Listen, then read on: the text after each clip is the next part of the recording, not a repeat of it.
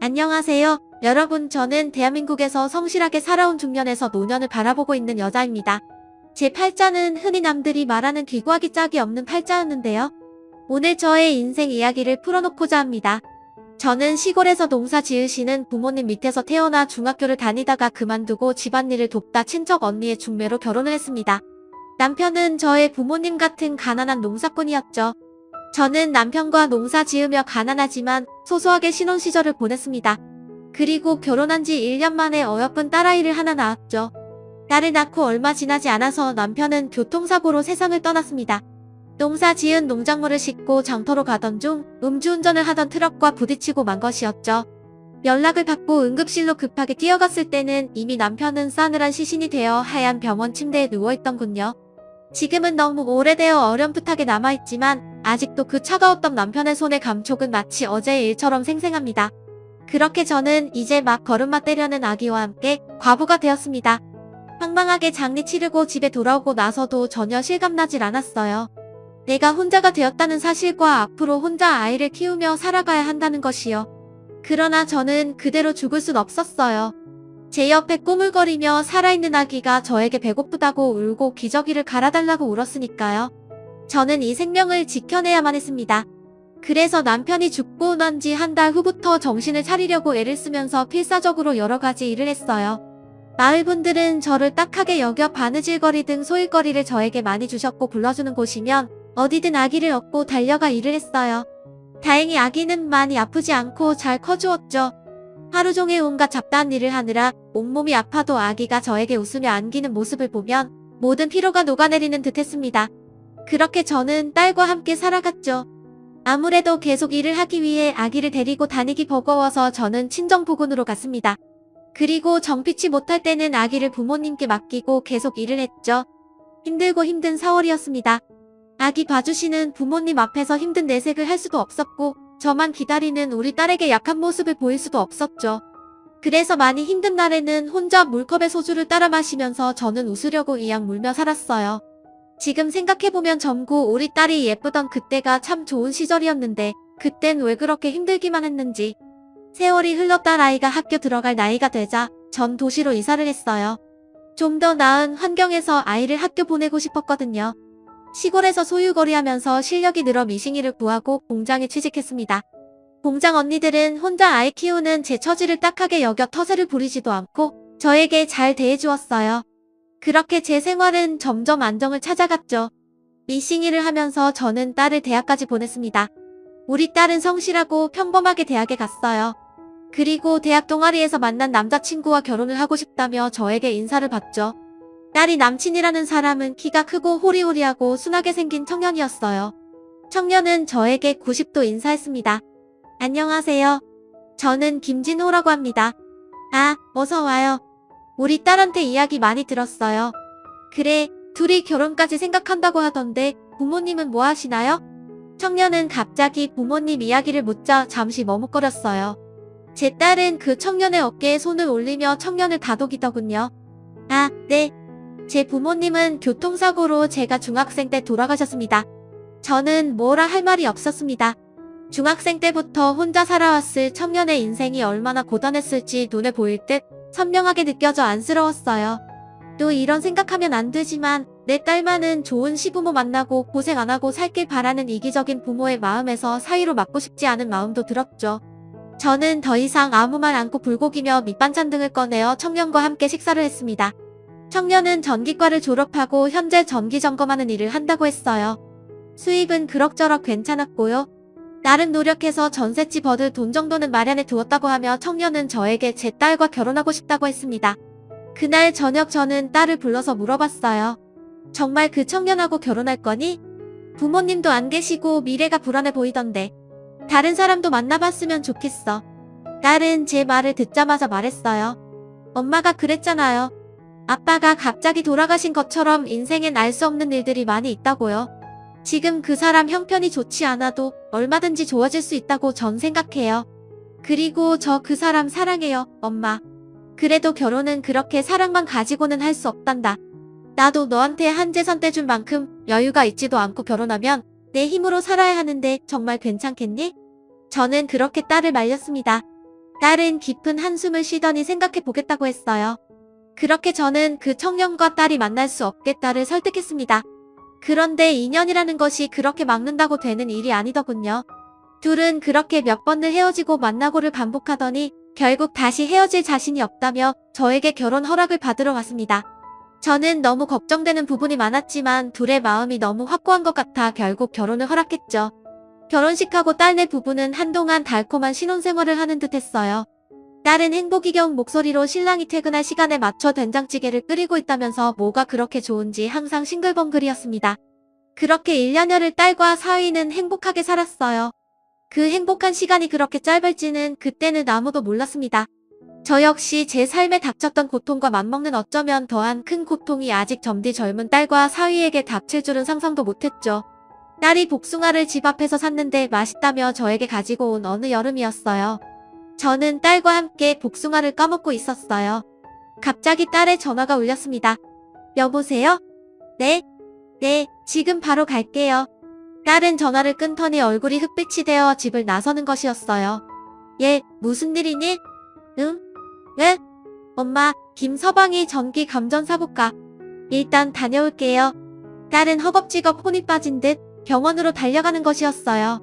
저는 너무 놀라서 나도 같이 가자며 황급히 딸을 따라 나섰습니다. 택시를 타고 허겁지겁 응급실로 도착하니 이미 수술 준비를 마쳤다며 병원에서는 딸에게 서명을 하라고 했습니다. 응급수술을 할 건데 생명에 지장 있을지도 모른다는 서류였죠. 딸은 수술을 얼른 해야 한다는 말에 사시나무처럼 손을 떨며 동의서에 사인했어요. 그리고 8시간 정도가 흘렀습니다. 저와 딸은 초조하게 수술실 앞에서 사위를 기다렸죠.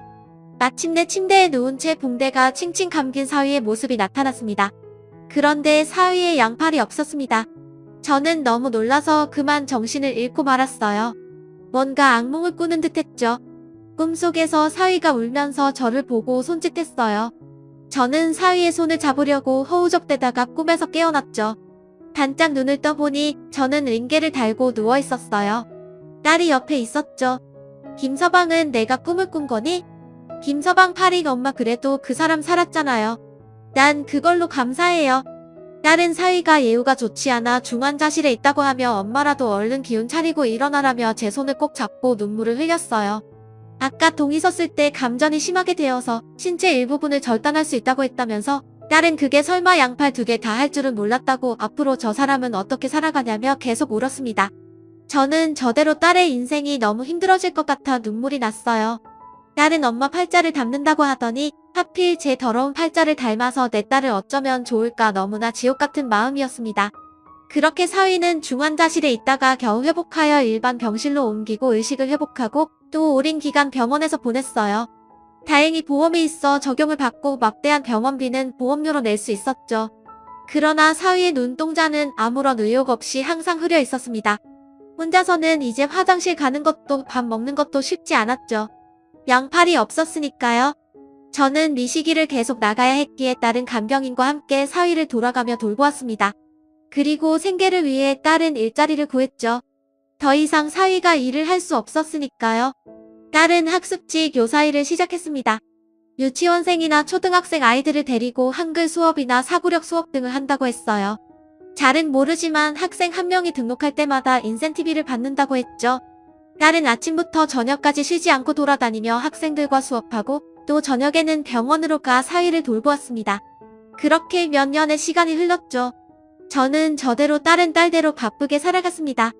저는 사위의 모습을 참아보기가 힘들어 한동안 사위를 보러 가지 않았다가 시간이 지나면서 가끔 과일을 깎아주러 병실을 들르기도 하고 간식을 사가기도 했어요. 이기적인 생각에 사위가 딸을 그만 놔주었으면 좋겠다는 생각도 들었어요. 아기도 없는데 평생 사위 치닥거리만 할 딸이 너무나 불쌍했거든요. 그런데 이런 제 생각은 제 딸에게 또 다른 불행이 닥치면서 바뀌게 되었습니다. 바쁘게 일하던 딸이 어느 날 저에게 말하는 것이었어요. 엄마, 잘 듣는 소화제 있어요? 아휴, 요새 너무 소화가 안 되고 속이 아픈데 불규칙하게 밥 먹어서 그런가? 너무 소화가 안 되면 병원 가서 내시경을 한번 해보면 어떠니? 아, 그럴까? 딸은 그 길로 병원을 가서 위내시경과 대장 내시경을 받았습니다. 그런데 뜻밖의 충격적인 결과가 나왔어요. 바로 위암이라는 거였죠. 딸은 위내시경을 한 번도 받아본 적 없었어요. 나이가 젊었기에 그랬는데 위암이라니. 그저 소화가 좀 안 되는 것뿐이었는데 전 너무 충격을 받아 위암이라는 말을 듣는 순간 다리에 힘이 풀렸습니다. 신은 감당할 수 있는 시련을 주신다고 했는데 왜 저와 제 딸의 앞에는 이리도 고난과 시련이 말도 안 되게 몰아치는 것인지요? 마치 누군가가 우리 가족이 죽기를 바라고 저주하는 것 같았어요. 딸은 자신은 괜찮다고 소설하면 괜찮아진다고 의연하게 말했지만 그 말을 하는 딸의 목소리는 숨길 수 없는 불안함으로 떨리고 있었어요. 암 진단을 받고 얼마 안 돼요. 딸은 저에게 당부했죠. 엄마, 나 암이라는 거 신랑한테는 비밀로 좀 해줘요. 김서방도 알아야지. 알고 있는 게 맞지? 아니에요. 엄마, 난 그냥 수술하면 괜찮을 거래요. 병원에서 받으라는 치료 잘 받고요. 신랑 안 그래도 지금 변한 몸 때문에 못 견뎌 하는데 더 이상 힘들게 하고 싶지가 않아요, 엄마. 저는 끝까지 다른 사람들을 먼저 생각하는 딸 아이의 고운 마음에 가슴이 천 갈래 만 갈래로 찢어지는 듯 했어요. 차라리 나를 아프게 하시지. 왜 이렇게 점디 젊은 부부에게 이런 시련을 주시는지. 하루에도 몇 번씩 신에게 애원했다가 욕을 했다가 마치 정신 나간 사람처럼 그렇게 저는 딸에게 닥친 현실을 받아들이기 힘들어 발버둥을 쳤죠. 딸은 신랑에겐 비밀로 하고 다른 일로 지방에 다녀오겠다 하고서는 수술을 하고 입원을 했습니다. 저는 딸이 입원한 기간 동안 사위를 보살펴 주었죠. 사위는 이제야 팔이 없어진 자신의 몸에 적응한 듯 싶었어요. 그래도 다리는 멀쩡해서 잘 걸어다녔고 새로 맞춘 의수에도 적응이 비교적 잘 되고 있었어요. 얼른 재활을 마치고 의수를 가지고도 할 수 있는 기술직을 찾아 직업을 다시 갖겠다는 것이 사위의 목표였습니다. 딸이 지방에 일 때문에 가겠다고 하고 연락이 안 되자 사위는 눈에 띄게 불안해했어요. 저에게 딸이 언제 오느냐고 어머님과는 연락이 되느냐고 묻기도 하고 또 대답이 없는 딸의 전화에 계속 전화를 걸기도 했습니다. 딸도 계속 수술 이후 컨디션이 좋지 않아 연락을 못 받은 것이었는데 사위 얼굴이 날이 갈수록 흑빛이 되는 것이 뭔가 단단히 오해한 듯 싶었어요. 어머님, 저 드릴 말씀이 있습니다. 김서방, 무슨 일인가? 어머님, 저 이제 그만 정의 곁을 떠나려고 합니다. 아니, 그게 무슨 말인가? 갑자기? 제 생각엔 요즘 정의가 연락이 잘 안 되는 것이 저 때문에 지쳐서인 것 같습니다. 팔도 없는 이런 몸이 된 제가 염치 없게 너무 오래 정에 고생만 시키고 붙잡아놨던 것 같아요. 우리 둘 사이에 아이가 있는 것도 아니고 이제 그만 보내주는 게 제 도리일 것 같습니다. 아니, 자네 가더라도 정의 이야기는 들어보고 가야지. 이렇게 일방적으로 이야기하면 어쩌는가? 그럼 제가 뭘 어떻게 할 수 있겠습니까? 팔도 없고 손가락도 없는 이런 몸으로 제가 뭘 할 수 있겠어요? 장모님, 그냥 제가 헤어져 주는 게 장모님도 정혜 씨도 속 편한 일이잖아요. 사회는 갑자기 방문의 머리를 쿵쿵 찌르며 소리를 지르며 울었어요. 그 울부짖음을 듣고 있자니 눈앞이 아득해지는 기분이었어요. 사회가 단단히 오해했구나. 이 일을 어떡하지? 그렇다고 암이라고 솔직히 말한 듯 나아질 상황이 있을까? 괜히 서로 더 힘들어지는 건 아닐지? 저는 생각이 많아졌습니다. 일단 진정하게 내가 딸에게 다시 연락해 볼 테니 좀 기다리고 있게나. 자네를 저버리려고 그런 건 아닐 걸세? 제발 내 말 좀 믿어. 저는 사위를 진정시켜놓고 병원에 있을 딸에게 전화를 걸었어요. 그리고 딸에게 그냥 사실대로 말하자고 사위가 오해했다고 했죠. 딸은 울음을 삼키는 듯 하더니 그러면 내가 직접 이야기할 테니 엄마는 기다려달라고 부탁했습니다. 딸은 그렇게 되고 나서 저는 딸의 집에 들어와 있었어요. 살림을 합쳐 사회를 제가 간병인과 함께 돌보고 있었죠. 딸은 전화를 걸어 암에 걸렸단 이야기를 털어놓을 생각인 것 같았습니다. 아는 아달까 사회에게 전화가 오는 것 같길래 저는 두 사람이 대화를 잘 나눌 수 있도록 자리를 피해주는 것이 맞다고 생각되어 잠시 두부 사러 나갔다 오겠다고 거짓말하고 집 밖으로 나섰어요. 계절은 가을에서 겨울로 넘어가는 제법 쌀쌀한 바람이 불어오는 때였는데 어찌나 하염없이 눈물이 나는지 저는 가디건을 치켜 세우며 추위를 피하려 했지만 눈가에 흘러내리고 있는 눈물 때문인지 너무나 차갑고 차가운 날이었습니다. 온몸이 떨리고 추워서인지 슬퍼서인지 눈물이 계속 쏟아지더군요. 사람의 인생이라는 것이 왜 이렇게 쓰리고 아픈 것인지 저는 핸드폰 속에 넣어두었던 두 사람의 결혼 사진을 보았어요. 아직 팔이 멀쩡한 사위가 제 딸의 어깨를 감싸 안고 두 사람이 활짝 미소 짓고 있는 모습, 행복의 한가운데 있는 듯한 그 미소가 제 가슴을 더욱 아리게 했습니다. 그렇게 저는 하염없이 울며 차가운 거리를 떠돌다가 집으로 돌아갔죠. 사위는 딸과 어떤 대화를 했을까? 저는 용기를 내서 현관문을 열고 집 안으로 들어갔습니다. 아니, 이보게. 세상에. 그런데 이게 무슨 일일까요? 사위가 어떻게 한 것인지 유리물병을 깨서 자해를 하고 피를 흘리며 쓰러져 있었어요. 아직 익숙하지 않은 의수로 그런 짓을 한 것인지 사위는 피를 흘리며 정신을 잃고 있었죠. 여보세요? 119죠? 사람이 다쳤어요. 저는 그렇게 사위를 데리고 병원 응급실을 갔습니다. 다행히 사위는 생명에 지장은 없었어요. 깨어난 사위가 힘없이 눈을 뜨더니 제에게 그러더군요. 왜 살리셨어요? 왜? 정의가 저런 꼴이 될 정도로 스트레스를 받았다는데 모든 것이 다 나 때문이에요. 장모님, 저 그냥 죽어버리게. 제가 죽으면 정의는 괜찮을 테니 저 그냥 죽게 두세요. 저는 울부짖는 사위의 발을 꼭 잡았습니다. 슬프게도 손이 없었기 때문에 발을 잡을 수밖에 없었죠. 울지 말게. 정의가 아픈 것은 자네 탓이 아니야. 우리 그렇게 생각하지 말자고. 자네도 정의도 잘 회복되면 또 좋은 날이 올 거야. 정의와 자네 곁에 내가 있지 않나. 그렇게 사위는 겨우 마음을 다잡았습니다. 정말 그때가 제 인생에서 가장 힘들고 또 힘든 시간이었습니다. 그리고 딸은 수술 후 항암을 마치고 투병을 하다 1년이 좀 지나서 결국 세상을 떠났죠. 처음 딸의 투병 소식을 알았을 때와 사위가 죽으려 했을 때보다 오히려 마음의 각오를 해서인지 딸의 목숨이 다했다는 소식을 들었을 때는 눈물이 다 말라버렸는지 나오지 않았어요. 그저 온몸에 힘이 쭉 빠져서 아무런 말도 할 수 없었습니다. 지금 돌이켜 생각해봐도 어떻게 사위와 함께 장례를 치렀는지 잘 기억나지 않습니다. 아주 오래전 일처럼 까마득하게 느껴졌어요. 저의 인생이 어디로 가고 있는지 모르겠다는 생각과 이 끔찍한 고통에서 몸부림치는 나날을 어떻게 끝낼 수 있을까 그런 생각만이 가득했던 것 같아요. 사위 역시 딸의 죽음에 많은 충격을 받았습니다. 제가 억지로 밥을 차려서 갖다 줘도 먹지 않겠다는 말만 할 뿐 그저 드러누워 있을 뿐이었어요. 한동안은 의수에 적응도 하고 의욕적으로 직장을 알아보겠다고 하던 때도 있었는데 사위는 모든 것을 포기한 사람처럼 멍하니 방 안에 있을 뿐이었습니다. 그렇게 저와 사위는 어두운 동굴 안에서 헤매는 듯한 고통을 맛보며 우리 둘 역시 각자의 괴로움에 빠져 서로를 돌보지 않고 지냈어요. 그 와중에도 살기 위해서 저는 미신 공장이 나가야 했죠. 공장이 나가면 오히려 마음이 편했습니다.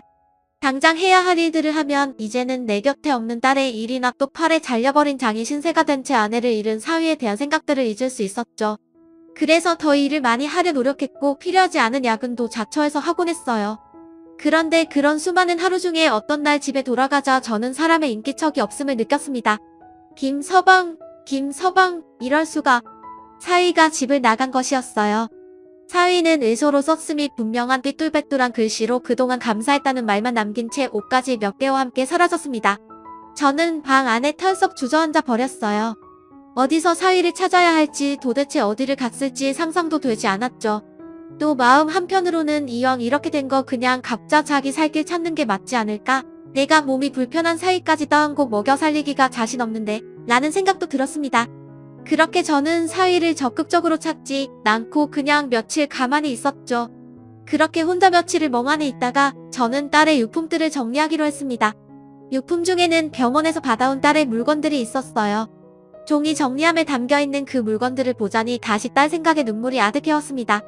마지막 순간에 숨이 차서 제대로 말도 못하던 딸 제대로 된 대화도 나누지 못하고 그렇게 이별한 내 뱃속에서 태어난 귀하고 귀한 내 아기 그런 생각을 하자 또 마른 줄 알았던 눈물이 터져나왔습니다. 그런데 그 상자에서 쪽지가 툭 하고 떨어지는 것이었어요. 그것은 아마도 딸이 쓴 것으로 추정되는 편지였습니다. 진우씨에게 진우씨 이 편지를 읽을 때쯤이면 나는 진우씨 곁에 있을까요? 아니면 세상을 떠났을까요? 많이 울었어요?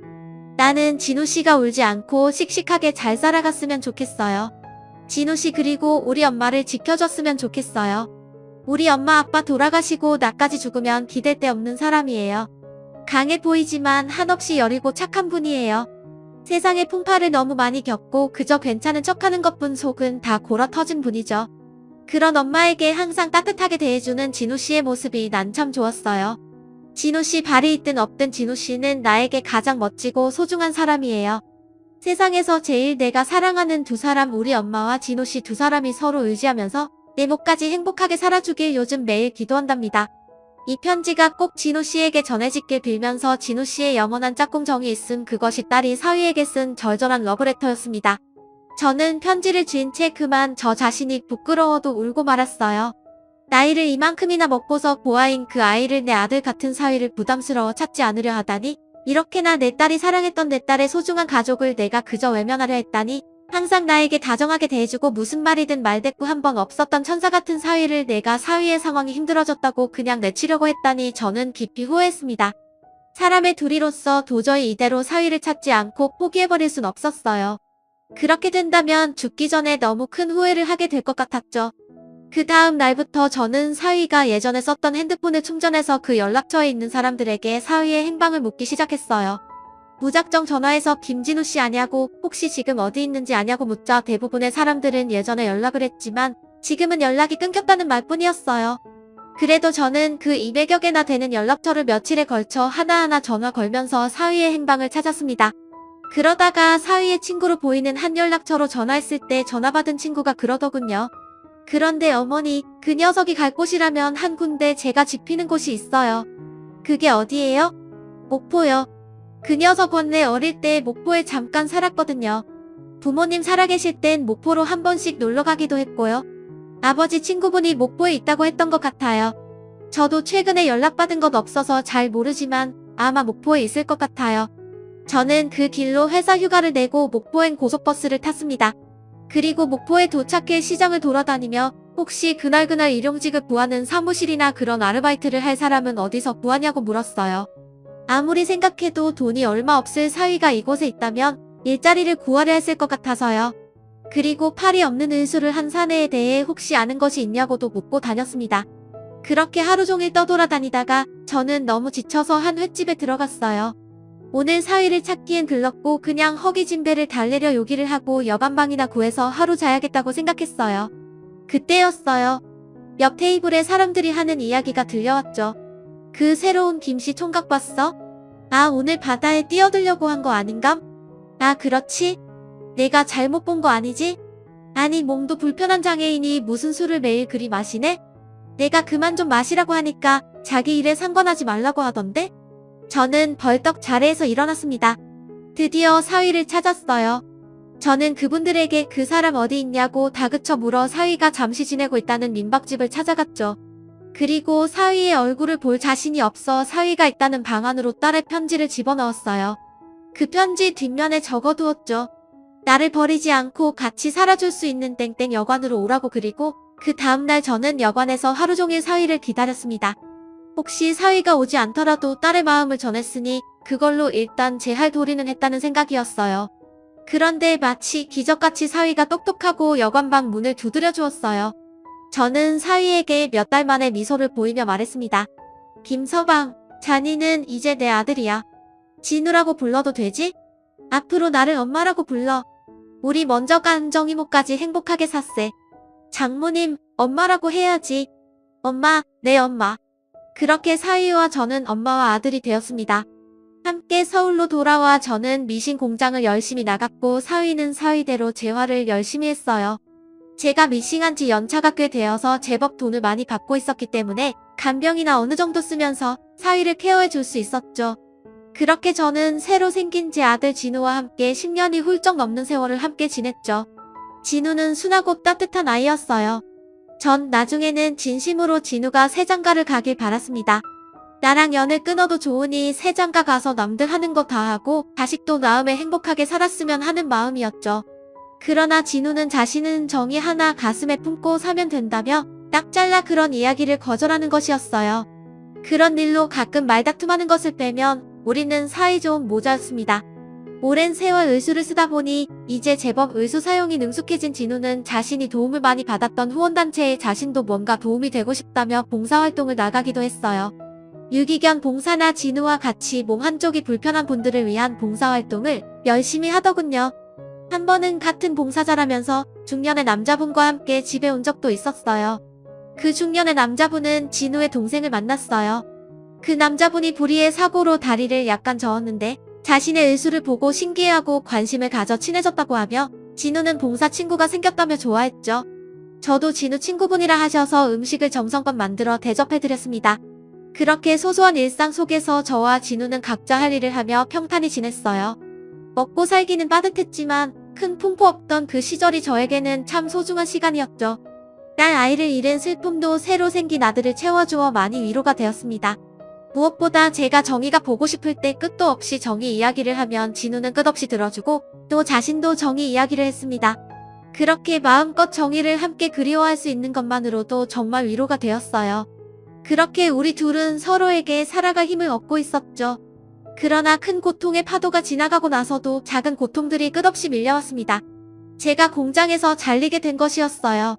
너무 나이가 많아서 저보다 젊은 관리자들의 말을 안 듣고 고집을 부린다는 이유로 공장을 새로 연수한 사장이 절 내치려고 한 것입니다. 저는 이 공장에서 무척 오래 일했기 때문에 처음에는 다른 곳에 취직하면 되겠지 하고 생각했는데 경기가 안 좋아서인지 제 나이가 너무 많아서인지 저를 받아주려 하는 미신 공장이 없었어요. 저는 어쩔 수 없이 식당 설거지 일을 알아봐야 했죠. 진우는 조금씩 취업지원센터에서 할 수 있는 일들을 찾고 있었지만 아직 수입이 신통치 않았고 또 몸을 쓰는 일은 아예 할 수가 없었으니까요. 나이가 들어 식당 일을 하려니 온몸 뼈마디 마디가 쑤시고 아팠습니다.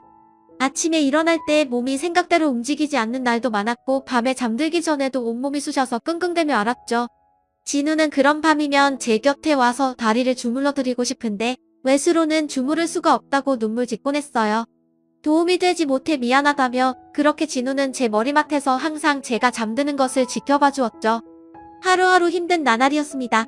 간병인을 쓰는 것도 많이 줄여버렸고 저는 식당 일로 지쳐갔고 진우는 몸이 불편하니 할 수 있는 일이 많이 없고 우리 집은 점점 더 가난의 구렁텅이로 빠져갔습니다. 진우도 저도 먹고 사는 문제로 예민해지고 빠듯해졌어요.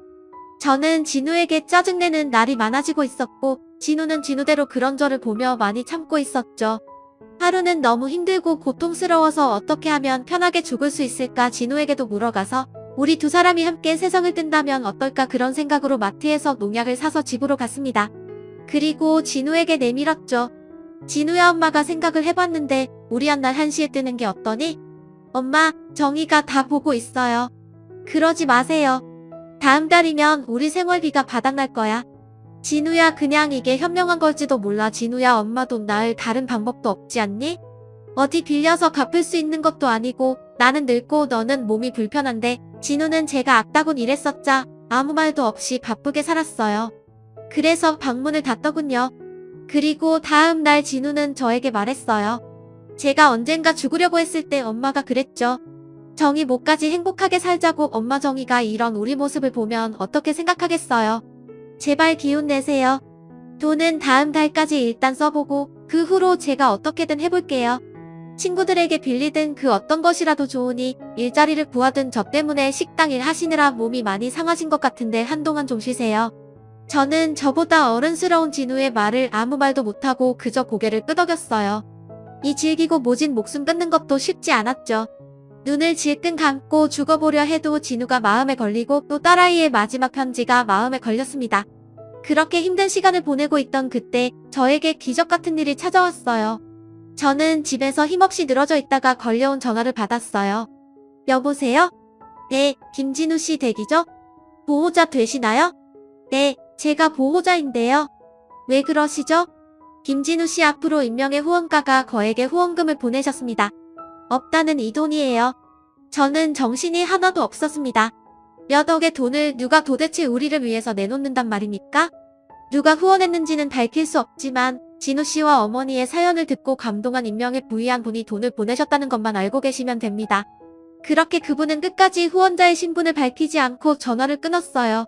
저는 한동안 이 일이 꿈인지 생시인지 정신이 없다가 한 달쯤 지나고 실제로 진우의 통장에 돈이 들어오고 나자 그제서야 실감이 났습니다.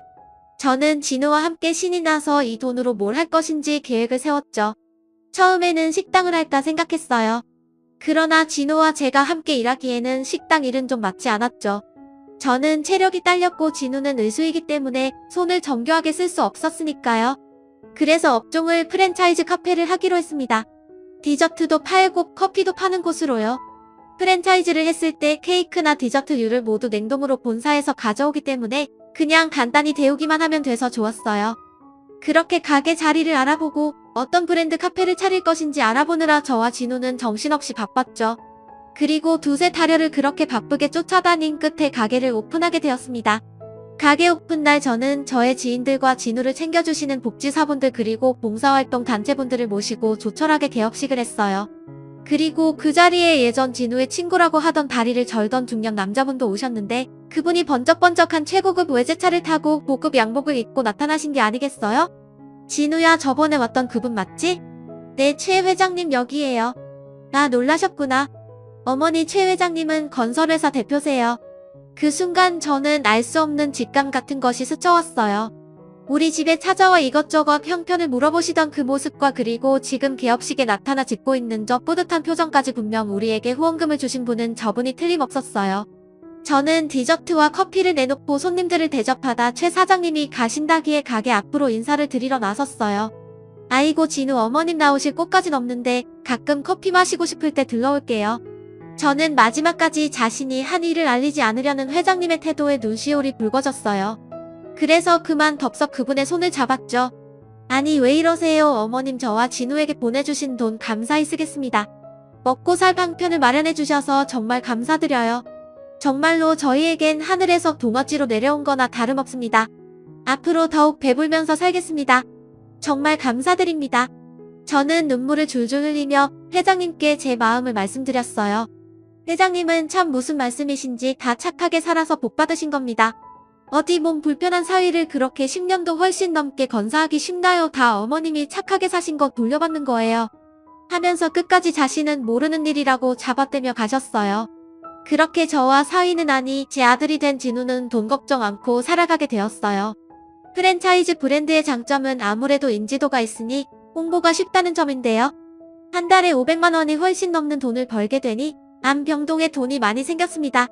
그래서 저와 진우는 정희처럼 암을 앓는 사람들에게 도움이 되고 싶어 다달이 얼마의 금액을 암병동에 기부하기로 했어요. 또 진우처럼 몸 한쪽이 불편한 사람들에게도 필요한 도움을 주기적으로 주기로 했습니다. 겨울이면 연탄 봉사를 가고 주말이면 가끔 강아지들을 보러 갑니다. 진우와 이렇게 함께 봉사하며 지내는 요즘 같은 나날들이 사람들은 이제 겨우 형편이 나아졌는데 왜 다 퍼주고 다니냐고 하지만 저는 제가 다른 사람에게 베푼 만큼 다시 저와 진우에게 돌아온다고 믿기 때문입니다. 여러분은 이런 저의 생각을 어떻게 생각하시나요? 저는 제가 그때 진우를 버렸다면 오늘과 같은 이런 좋은 상황이 오지 않았을 것이라 확신합니다. 그러니까 인과응보라든가 사필귀정이라는 한자 성우들이 있지 않겠어요? 갑자기 무슨 한자 성우냐고요? 아, 제가 공부가 짧은 것이 한이 되어서 요즘 한자 성어 배우는 수업을 듣고 있어요. 뒤늦게 시작한 공부라 그런지 너무 즐겁고 재미있습니다. 여러분도 나이 들수록 남을 돕고 베푸는 삶을 한번 살아보시는 건 어떨까요? 저는 오늘도 제 딸 정희에게 부끄럽지 않게 하루하루 보내려고 노력하면서 사위가 아닌 아들이 된 우리 진우와 함께 최선을 다해 살아가고 있습니다. 몸의 장애보다 결국 큰 것은 나는 안 돼, 못하겠어, 이런 마음의 장애가 아닐까요? 제 굴곡진 삶의 이야기 들어보시니까 어떠셨나요? 조금이나마 힘든 인생살이에 제 이야기가 위로가 되었길 바랍니다. 그럼 모두 행복한 하루 보내세요. 감사합니다.